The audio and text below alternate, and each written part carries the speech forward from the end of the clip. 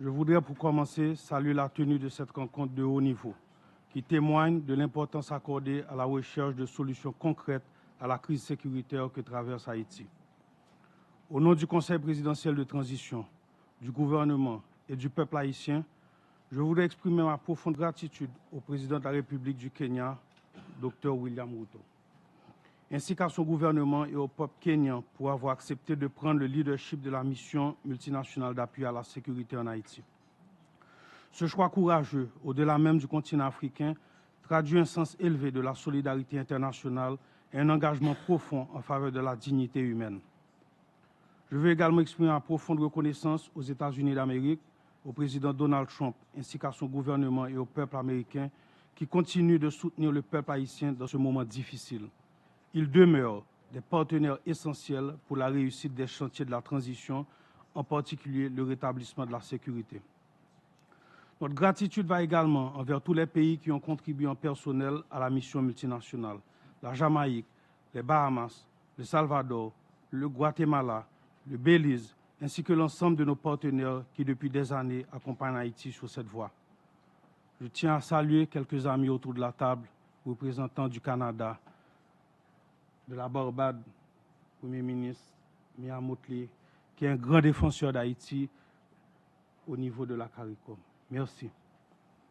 Mesdames et messieurs, j'ai une pensée spéciale pour toutes les victimes tombées sous la violence des gangs, pour toutes ces vies brisées par la terreur et par la crise humanitaire qui ravage notre pays. J'associe également à cet hommage nos policiers, nos soldats haïtiens et les officiers kenyans tombés ou blessés en première ligne. Une fois de plus, je vous remercie, Président Ruto, de bien vouloir transmettre les sympathies du Conseil présidentiel de transition, du gouvernement et du peuple haïtien aux familles et aux proches de ces héros.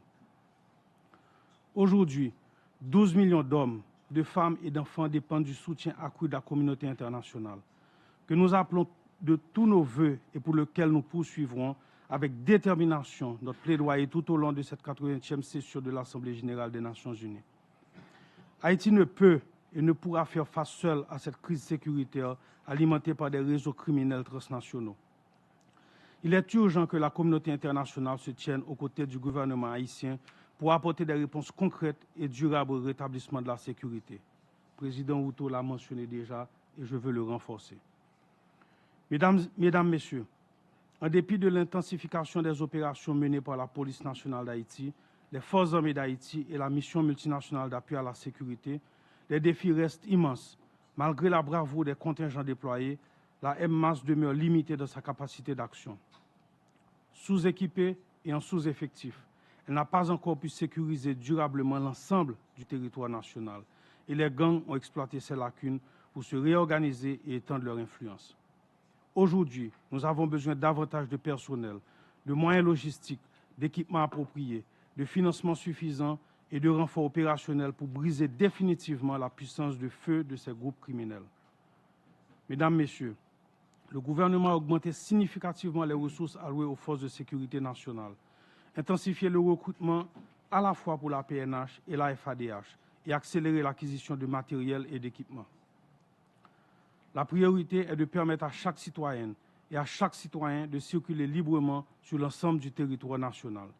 Nous devons reprendre le contrôle du centre administratif, cœur du pouvoir, et assurer la libération des axes routiers stratégiques reliant le nord et le sud.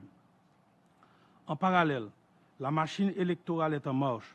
Le Conseil électoral provisoire a déjà identifié plus de 85% des centres de vote, mobilisé plus de 70% du personnel électoral et un financement national de 65 millions de dollars a été garanti par l'État haïtien.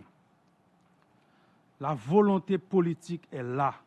Cependant, la situation sécuritaire, telle que nous la connaissons aujourd'hui, demeure le principal obstacle à la concrétisation de notre objectif. Assurer une transition pacifique du pouvoir par les élections et rétablir pleinement l'ordre républicain. Excellences, Mesdames, Messieurs, aujourd'hui, au nom du peuple haïtien, je formule un appel solennel. Restons unis pour rendre à Haïti la sécurité et contribuer à la réussite de cette transition, qui doit être la dernière. Nous saluons les efforts déjà en cours en vue de la transformation de la mission multinationale d'appui à la sécurité. Nous soutenons également les initiatives visant à l'établissement d'une force de répression des gangs. Cette force devra être pourvue non seulement de mandats robustes, mais aussi des moyens matériels, logistiques et financiers indispensables, tout en espérant et en souhaitant la participation du Kenya, qui permettrait que la courbe d'apprentissage soit plus courte, qu'on puisse profiter des leçons apprises et qu'on continue à avoir le support du Kenya. Le président Ruto l'a dit et j'en suis honoré qu'on puisse compter sur le Kenya pour continuer cette mission. Sans ressources adéquates, aucune mission de maintien, de maintien ou de rétablissement de la paix ne peut réussir. Il est important que les leçons tirées de l'expérience de la MMAS et les recommandations formulées par les experts haïtiens soient pleinement prises en compte afin d'orienter la transition vers la force de répression des gangs et d'assurer une réponse adaptée aux réalités du terrain. À l'approche de la fin du mandat de la MMAS, je rappelle l'impérieuse nécessité d'éviter tout vide entre la fin de cette mission et la mise en place de la force de répression des gangs.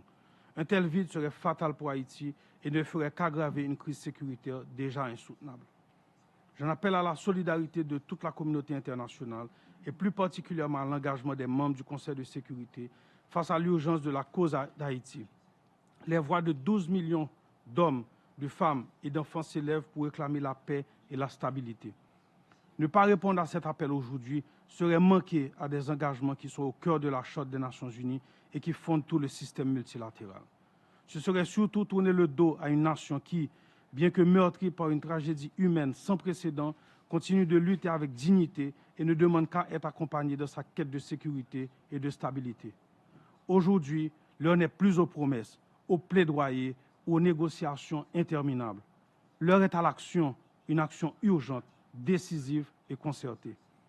Je voudrais conclure en réaffirmant la détermination du gouvernement de la République d'Haïti à travailler de manière coordonnée et responsable, en étroite collaboration avec nos partenaires internationaux pour le succès de ces initiatives visant le rétablissement de la sécurité.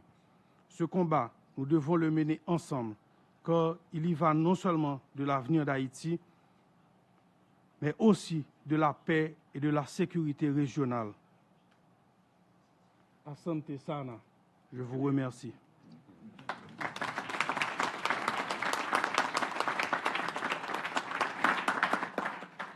Thank you. Je vous remercie.